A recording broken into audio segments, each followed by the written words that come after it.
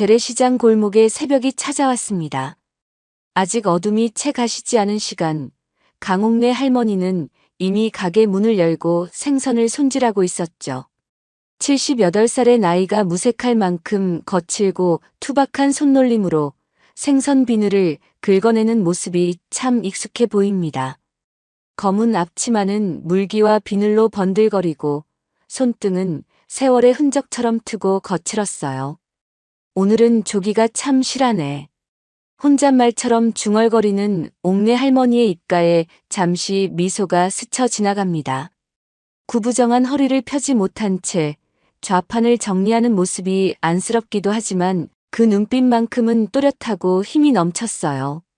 시장 상인들이 하나둘 모습을 드러내기 시작하고 30년 넘게 같은 자리를 지켜온 강옥래 할머니를 향해 간간히 인사를 건넵니다. 할머니, 오늘도 제일 먼저 나오셨네요.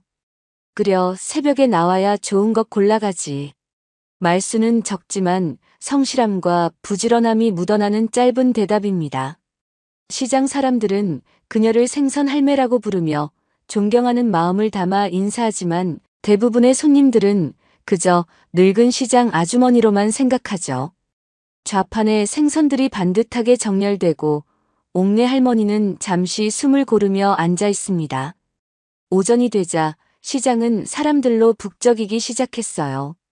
손님들은 흥정하고 옥내 할머니는 묵묵히 생선을 포장하고 거스름 돈을 건넵니다. 동전이 쌓일 때마다 작은 천자루에 넣어두는 모습이 참 소박해 보입니다. 이모, 이거 얼마예요? 10,000원이요. 싱싱한 거니까 얼른 가져가. 하루가 저물어갑니다. 장사를 마친 옥내 할머니는 자루에 동전을 모두 넣고 꼼꼼히 묶었습니다. 이제 한 주 동안 모은 동전들을 은행에 넣으러 갈 시간입니다. 거친 손으로 앞치마를 벗고 단정한 옷으로 갈아입는 모습에서 왠지 모를 품위가 느껴졌어요. 누구도 모르는 사이 그녀의 일상에는 묵직한 무게가 있었습니다. 다음 날 오전 강옥래 할머니는 평소와 다르게 시장 문을 열지 않았습니다. 대신 깔끔한 옷차림으로 동전이 가득 든 자루를 들고 은행으로 향했어요. 자루는 꽤 무거워 보였지만 옥내 할머니는 그 무게에 익숙한 듯 천천히 걸음을 옮겼습니다. 가게에서 받은 잔돈과 몇 달간 모아둔 돈을 예금하려는 마음으로 은행 문을 열었죠. 은행 안은 조용했습니다. 정돈된 분위기와 정장을 입은 직원들 사이에서 검은 천자루를 든 옥내 할머니는 왠지 모르게 어색해 보였어요. 번호표를 뽑고 기다리는 동안에도 그녀의 표정은 담담했습니다. 하지만 차례가 되어 창구로 다가갔을 때 젊은 여직원의 표정이 미묘하게 변했어요. 무엇을 도와드릴까요? 요거 예금하러 왔소. 옥내 할머니가 묵직한 동전 자루를 내려놓자 여직원의 눈빛이 달라졌습니다. 처음에는 놀란 듯 하다가 곧 짜증 섞인 표정으로 바뀌었죠. 죄송합니다만 이런 건 자동 입금기에 넣으셔야 해요. 어떻게 하는지 모르는데. 아, 그리고요. 요즘엔 노숙자들이 가짜로 이런 식으로 들고 오는 경우가 많아서 일일이 확인하기 어렵습니다. 직원의 무례한 말투에 옥내 할머니의 눈빛이 잠시 흔들렸습니다. 주변 사람들도 힐끗힐끗 쳐다보며 수군거렸어요. 옥내 할머니는 아무 말 없이 자루를 다시 들려고 했지만 그 순간 은행 보안 요원이 다가왔습니다. 여기 영업에 방해됩니다. 나가주시겠어요? 보안 요원의 차가운 말투에 옥내 할머니는 고개를 숙였습니다. 주변의 시선이 따갑게 느껴졌을 텐데도 그녀는 묵묵히 동전 자루를 들고 은행을 나섰어요. 하지만 문을 나서기 직전 옥내 할머니의 눈빛은 단순한 슬픔이 아니었습니다. 그 속에는 무언가를 결심한 듯한 단단함이 깃들어 있었죠.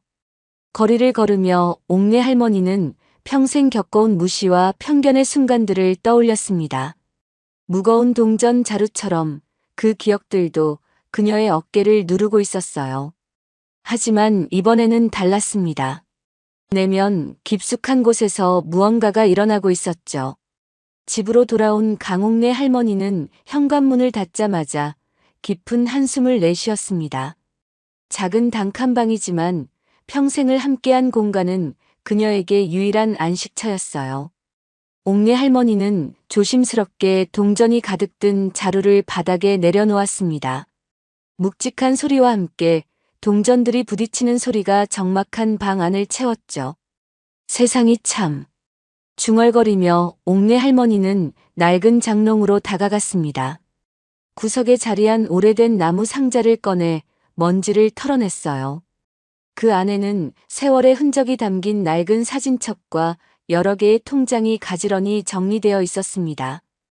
옥래 할머니의 손끝이 미세하게 떨렸어요. 사진첩을 펼치자 젊은 시절의 모습들이 하나둘 모습을 드러냈습니다. 25살 무렵 리어카를 끌며 생선을 파는 젊은 엄마의 모습이 눈에 들어왔어요. 그 옆에는 함께 일하던 남편과 어린 시절 자식들의 모습도 보였습니다. 사진 속 모두가 해맑게 웃고 있었죠. 영호야, 너 보고 있나? 남편의 사진을 바라보며 옥래 할머니가 속삭였습니다. 그 목소리에는 30년이 넘는 그리움이 담겨 있었어요. 손가락으로 사진을 쓰다듬는 모습이 애잔했습니다. 옥래 할머니는 통장을 하나씩 꺼내 들었습니다. 오래된 것부터 최신의 것까지 여러 은행의 통장들이 차곡차곡 쌓여 있었어요. 마지막으로 꺼낸 통장은 오늘 자신을 무시했던 바로 그 은행의 것이었습니다. 통장을 펼치자 놀라운 숫자가 눈에 들어왔죠. 정기예금 100억 원이 선명히 찍혀 있었습니다. 사람이 사람을 어찌 저리 함부로 대하노. 옥래 할머니의 목소리는 작았지만 단단했습니다. 평생 겪어온 무시와 편견에 대한 분노가 서서히 일어났어요. 하지만 그것은 맹목적인 분노가 아닌 무언가를 바꾸고자 하는 의지였습니다. 통장과 사진첩을 바라보며 옥래 할머니의 마음속에서는 과거의 기억들이 물밀듯이 밀려오기 시작했죠. 강옥래 할머니의 기억은 30년 전으로 거슬러 올라갔습니다. 36살 때였어요. 남편 영호 씨가 갑작스러운 병으로 세상을 떠난 지 1년이 지났죠. 두 아이를 홀로 키우기 위해 옥래는 더욱 일찍 일어나 시장으로 향했습니다. 새벽 서너 시면 어김없이 생선을 손질하기 시작했어요. 엄마, 나도 도울게.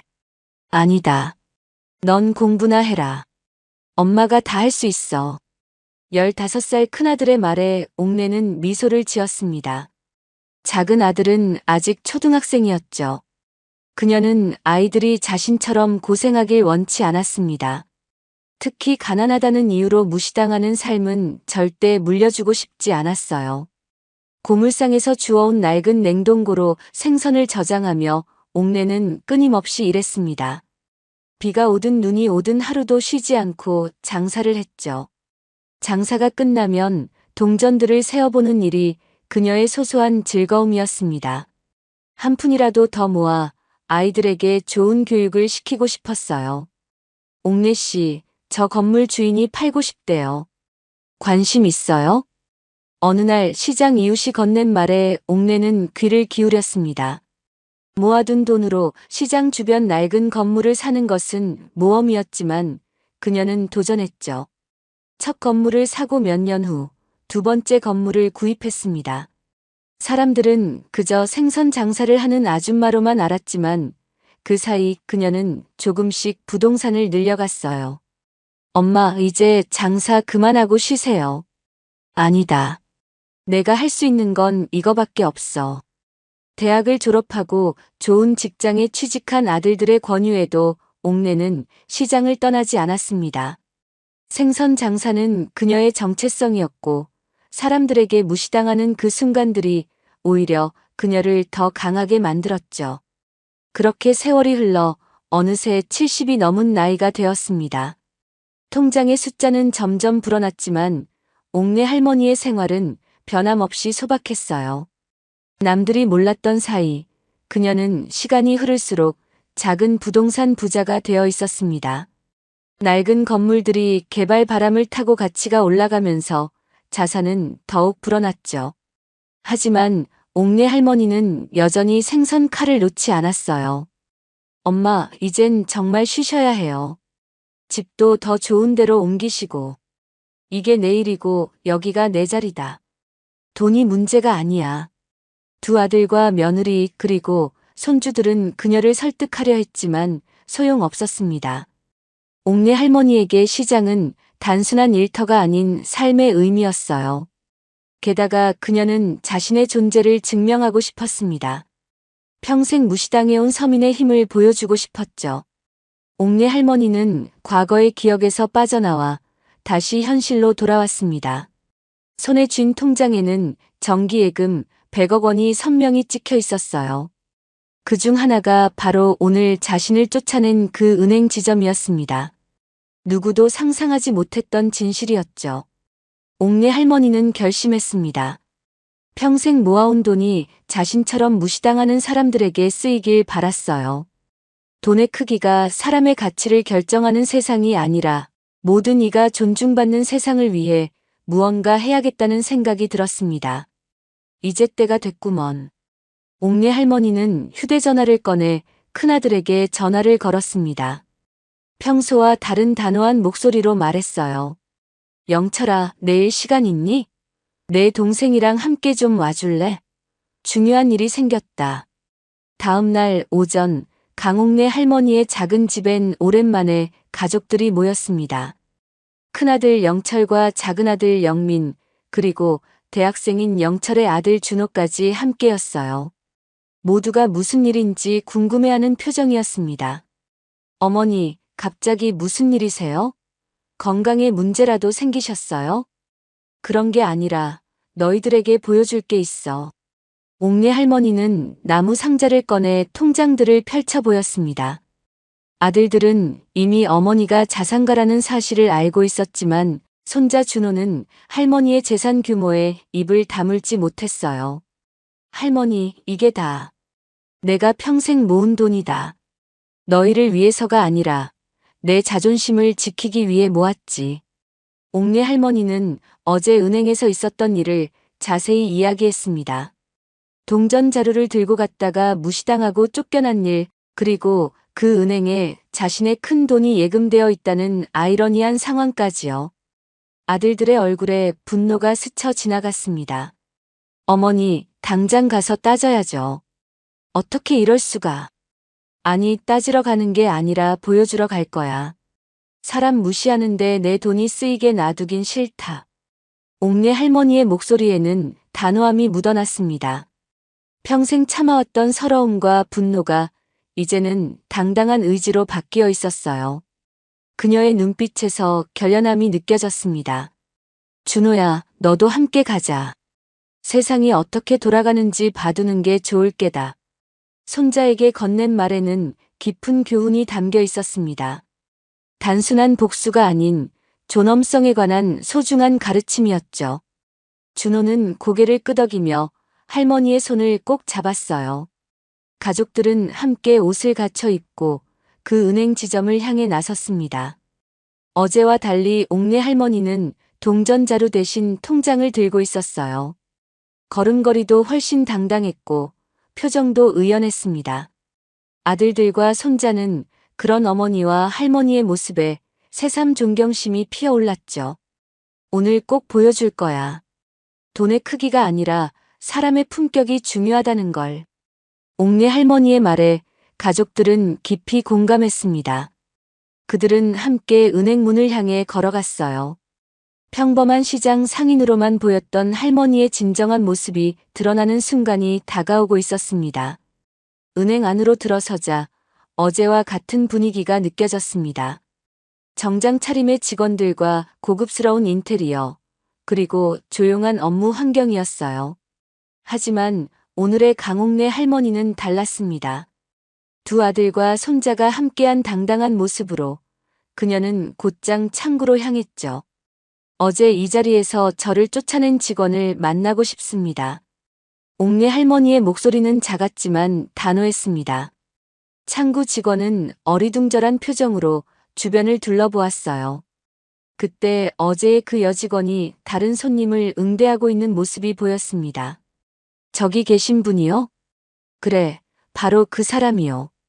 영철과 영민은 어머니의 옆에 단단히 서 있었습니다. 준호는 조금 떨어져 상황을 지켜보고 있었어요. 얼마 지나지 않아 해당 직원이 다가왔습니다. 처음에는 옥내 할머니를 알아보지 못했지만 곧 그녀가 어제의 동전 할머니임을 깨달았죠. 무슨 일로 오셨나요? 내 계좌 확인해 주시오. 통장 번호는 여기 있어. 옥내 할머니는 통장을 내밀었습니다. 직원은 무심코 통장을 받아들었지만 계좌 정보를 확인하자마자 표정이 급변했어요. 그리고 옥내 할머니의 이름을 컴퓨터에 입력한 순간 그녀의 얼굴이 하얗게 변했습니다. 잠시만요. 제가 지점장님을 모셔오겠습니다. 직원의 다급한 발걸음이 은행 안에 울렸습니다. 얼마 지나지 않아 중년의 남성 지점장이 허둥지둥 달려왔어요. 그의 표정에는 당혹감과 불안이 역력했습니다. 강옥래 고객님, 모든 건 오해였습니다. 지점 직원 교육 문제로 이런 일이 생겼네요. 다시 거래해 주시면 최상의 서비스로 모시겠습니다. 지점장의 굽신거리는 태도에 주변 직원들과 손님들의 시선이 모였습니다. 하지만 옥내 할머니는 그저 담담했어요. 그녀는 말없이 통장을 펼쳐 100억 원 예금 해지 서류를 요청했습니다. 고객님, 그러지 마시고요. 저희가 사과드립니다. 특별 우대금리도 제공해드리고. 필요 없소. 그냥 해지해 주시오. 옥내 할머니의 단호한 목소리에 지점장은 더 이상 말을 잇지 못했습니다. 직원들과 은행장의 얼굴은 하얗게 질렸고 은행 로비 안은 숨죽인 침묵으로 가득 찼어요. 준비된 서류에 옥내 할머니가 사인하는 순간 은행 전체가 물을 끼얹은 듯 조용해졌습니다. 현금으로 받으시겠습니까? 아니면 계좌 이체로? 다른 은행 계좌로 이체해 주시오. 옥내 할머니는 미리 준비해온 다른 은행의 계좌번호를 적은 메모를 건넸습니다. 모든 절차가 마무리되는 동안 은행 직원들은 그녀를 완전히 다른 시선으로 바라보고 있었어요. 어제의 동전 할머니가 오늘은 100억 고객이 되어 있었으니까요. 며칠이 지나고 그 은행에는 큰 변화가 일어났습니다. 본사에서 감사팀이 파견되어 전면적인 조사가 이루어졌고 지점장은 경질되었어요. 대대적인 사과 공문이 발송되었고 고객 응대 시스템을 전면 개편한다는 뉴스가 지역 신문에 실렸습니다. 어머니, 신문에 났어요. 은행에서 공식 사과문을 냈대요. 영철이 들고 온 신문을 보며 옥내 할머니는 고개를 끄덕였습니다. 하지만 그녀의 관심은 이미 다른 곳에 있었어요. 예금을 해지한 돈의 일부로 시장 옆 낡은 건물을 리모델링하여 청년 창업 장터를 만들기로 결심했습니다. 나 같은 사람 무시하는 세상에선 다른 서민들도 자리를 잃는단다. 이젠 그런 거 안 보게 해줘야지. 옥내 할머니는 법무사와 상담하여 재단을 설립하고 청년 창업자들에게 저렴한 임대료로 공간을 제공하는 프로젝트를 시작했습니다. 생선 할머니의 기적이라는 제목의 기사가 지역 신문을 장식했어요. 청년들이 찾아와 감사 인사를 전할 때마다 그녀는 그저 미소 지을 뿐이었습니다. 그냥 열심히 하면 돼요. 세상에 공짜는 없지만 기회는 있어야 하는 법이니까. 이른 새벽 다시 시장이 열리기 시작했습니다. 강옥래 할머니는 여전히 가장 먼저 문을 열고 생선을 손질하고 있었어요. 겉으로 보기에는 예전과 같은 모습이었지만 시장의 분위기는 완전히 달라져 있었습니다. 옥래 어머니, 오늘은 제가 도와드릴게요. 옆 가게 젊은 상인이 다가와 인사를 건넸습니다. 그는 옥래 할머니의 청년 지원 프로젝트 첫 번째 수혜자였어요. 이제는 자신의 가게를 성공적으로 운영하며 시장의 활력소가 되어 있었습니다. 할머니, 이 생선 얼마예요? 15,000원이요. 싱싱한 거니까 서비스로 하나 더 얹어줄게. 손님에게 덤을 주며 옥래 할머니는 환하게 웃었습니다. 그녀의 미소에는 따뜻함과 지혜가 깃들어 있었어요. 오후 청년 창업 장터에 들러 옥내 할머니는 젊은 상인들과 이야기를 나눴습니다. 그들의 고민을 들어주고 자신의 경험을 나누는 모습이 자연스러웠죠. 집으로 돌아가는 길, 옥내 할머니는 석양을 바라보며 깊은 생각에 잠겼습니다. 평생을 고생하며 살아왔지만 이제는 자신의 존재의 의미를 찾은 듯 했어요. 이제는 그 누구도 그녀를 무시하지 않습니다. 단지 시장 상인이 아니라 삶의 가치를 증명한 사람이라는 걸 모두가 알게 되었기 때문입니다.